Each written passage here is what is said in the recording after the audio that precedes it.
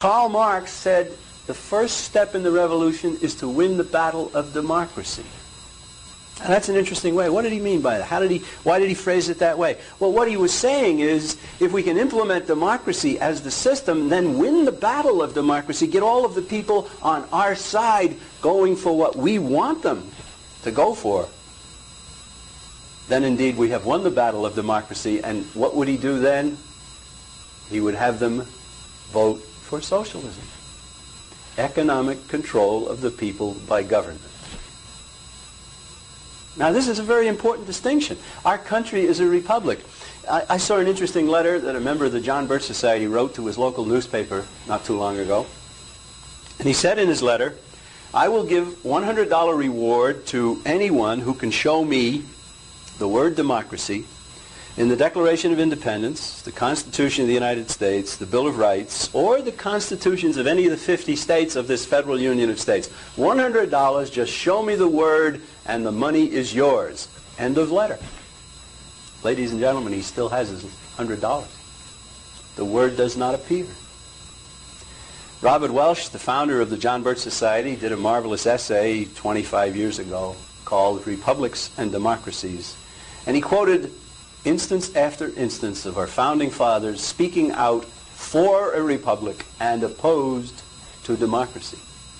Perhaps the most profound of those statements is the one given by James Madison, who is rightly called the father of the Constitution of the United States and was the fourth president. And in the Federalist Papers, to explain the Constitution to the farmers in New York State back in 1787 and 1788, James Madison discussed democracy. And I can quote what he said because I've said it so often. He said this: "Democracies have ever been spectacles of turbulence and contention, have ever been found incompatible with the rights of free men, and in general are as short in their lives as they are violent in their deaths. And most Americans have been persuaded that we are a democracy, and we've never been anything else but a democracy."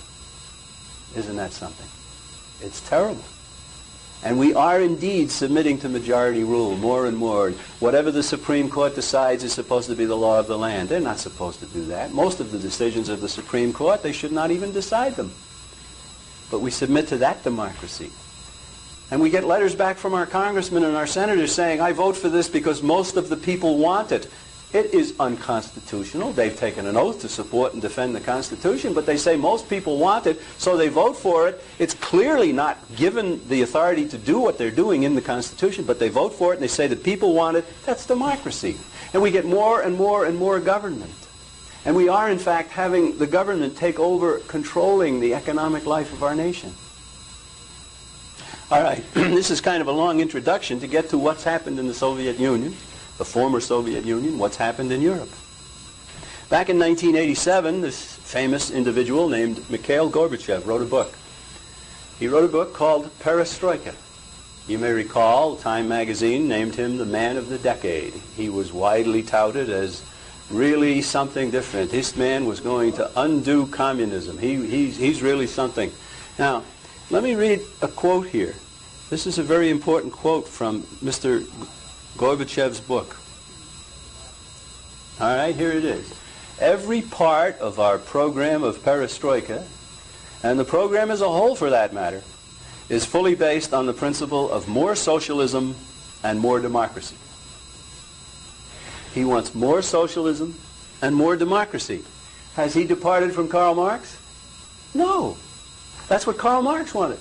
Socialism and democracy. I just showed you that.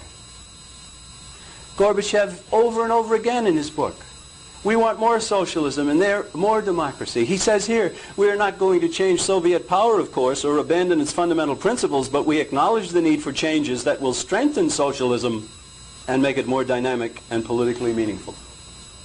Has he departed from Karl Marx? No.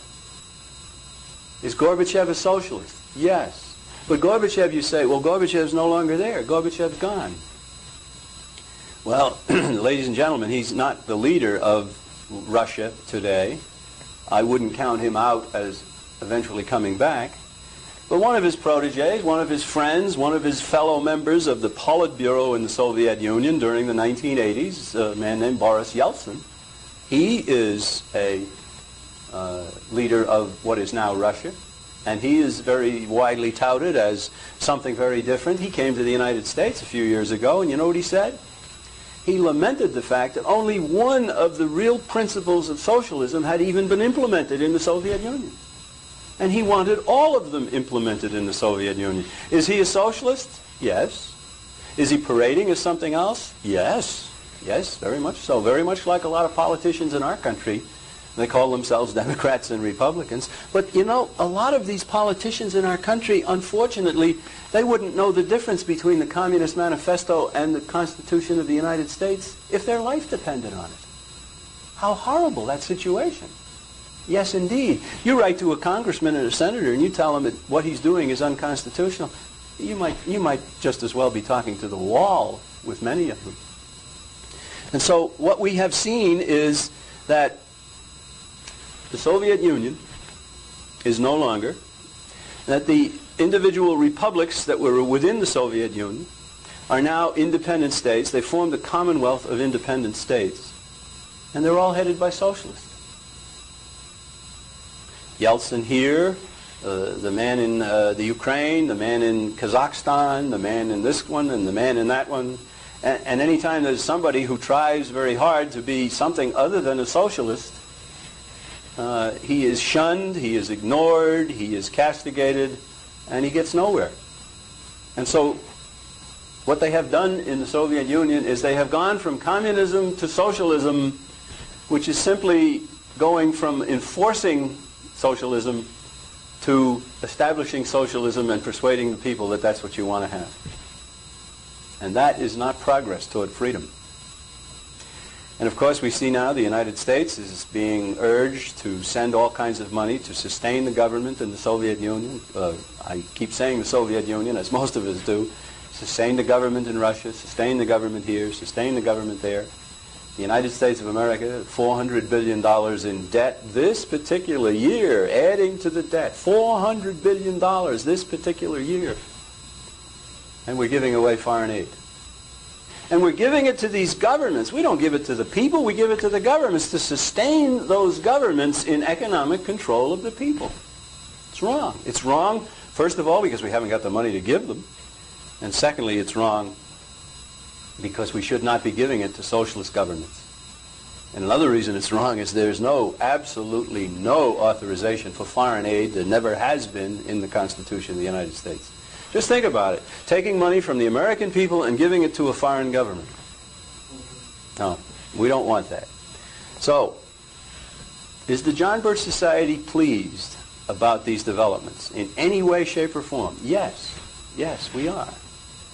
We see a change in tactics here. We see that the old regimes aren't working. We see that the old method of forcing upon the world socialism and world government, which is what every communist has ever wanted. We see that those techniques, through the communist method, have not worked. And we've seen that a lot of the people that they were relying on are now confused. The communist world intended to establish itself as the ruler of the entire planet. We know that. Everybody knows that. And so they established perestroika. Perestroika, new thinking for our country, said Gorbachev, and for the world. Socialism and democracy. Is it really departing from Karl Marx? Absolutely not. But you know, the President of the United States, George Bush, commented on this. And you know what the President of the United States said? He said, there is no greater advocate of perestroika than the President of the United States. There is no greater advocate of perestroika than the President of the United States, George Bush. What does that mean, folks? That means that George Bush advocates socialism and democracy, exactly as does Mikhail Gorbachev, and exactly as did Karl Marx. It's an incredible statement.